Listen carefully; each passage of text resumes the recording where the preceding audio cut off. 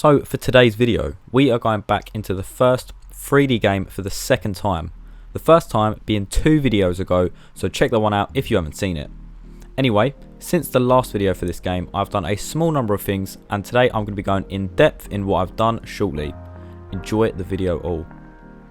Hey guys, Blakey here and welcome back to another video. I don't have much time to work on these projects, so it's a little bit less progress at the moment, but I have made a good amount, enough to make a pretty good video on, so let's get straight into it. Before we do carry on, make sure to go ahead and subscribe if you're brand new here, as we are trying to reach that 500 sub mark and we are pretty close to be fair. Firstly, what you saw in the first video was the field of vision increasing when you press W to help simulate the feeling of speed, and that is good, but it was too fast. I wanted to slow it down, and I actually realised that I only needed to change one variable. I was moving it the opposite way, thinking that was going to slow it down. Of course I did. Now that looks 20 times better in my opinion. I love how smooth and professional it looks, and hopefully you lot do as well. If you don't, let me know what you think it should look like. It's only a little thing that changed here, but I thought I'd mention it because I don't know why, but I just love the effects so much. The next thing I want to showcase is the main aspect of the video, realistically. So I will be covering this primarily, and that is working with forces dependent on the circumstances and implementing them. So in this game, I've decided I want the player to be able to get across jumps and different areas and obstacles through the use of being pushed through the air. And in the first video, you can see a glimpse of that. In this video, I have changed so now you can be pulled forward if you trigger it on a certain object, and you can be pushed backwards if you trigger it on a different object. I can use this in fast-paced scenes, which I feel like will be quite fun for the player. I hope anyway. To get this working, I had to drop myself into the world of 3D raycasting, which essentially means drawing out lines from chosen areas to detect hits and other stuff like that. I went into a huge amount of detail there, I know, absolute genius. Anyway, what I've done was added to the player movement code a new raycast which sticks out the center of the camera. So that means anywhere the player looks, this little line will follow. It's a big line actually. Moving on. In the update function, we basically check if the line is touching the ground, then tell the console that we've hit the floor. And I initially just done this just so I could debug and test it out so I could see if the actual line was working. I then upgraded this so the console will tell me what object the raycast is hitting every time I pressed F. I don't know why I chose F, but yeah, this also worked. So the foundations were there, it was now a case of implementing forces depending on the object being touched. But firstly, this code was just an absolute mess. It was stuck in between the player movement code, and I just know later down the line I would definitely delete a really important part of code or something like that if I didn't tidy it up.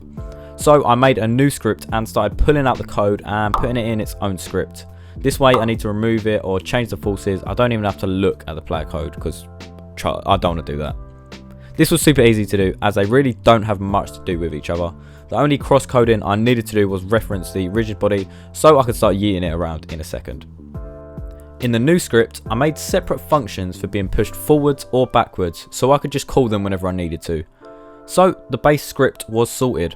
What I next wanted to do was add a simple system where if the player looks at a red block, he's pulled forward, and if he looks at a blue one, he's pushed back.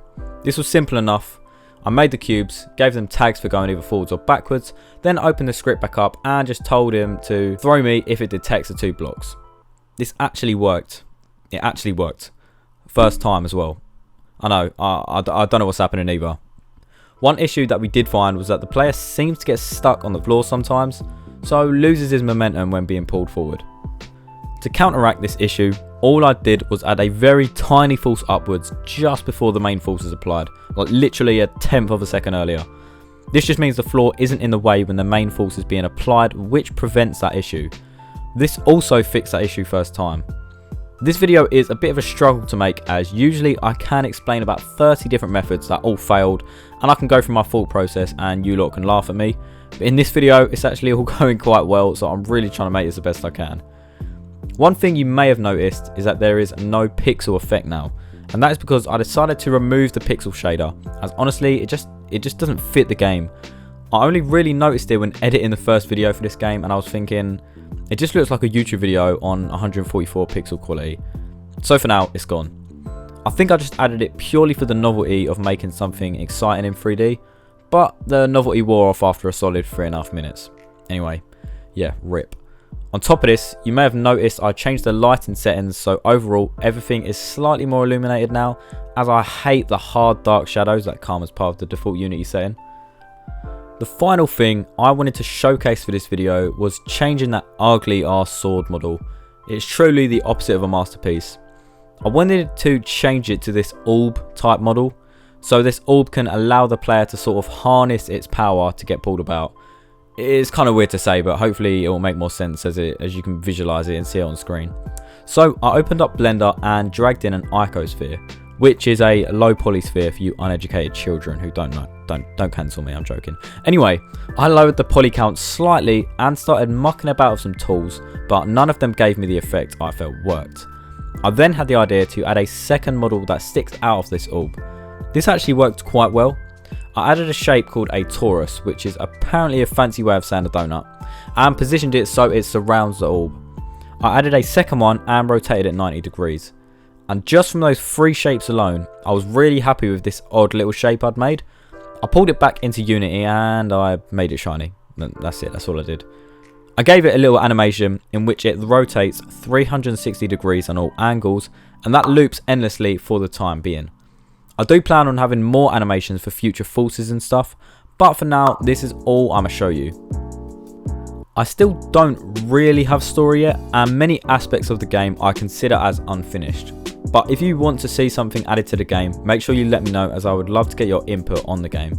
For the next video, I'm not sure what I'm going to introduce yet, but I guess we'll see. At this point, I'm honestly just winging it, and I'm doing the content and I'm making the video like 2 hours before I'm supposed to upload it anyway, so I'm winging it.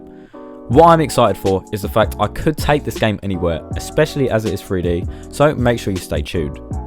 I'm sorry this video hasn't been as long as the others, but not enough stuff went wrong for me to make a video of me exposing myself for being bad. Maybe a new change is on the horizon, who knows. Regardless, lads, I hope you enjoyed the video, and if you did, subscribe for future ones. I'll thank you all very much for watching this week's video, and I will see you all in the next one. Bye.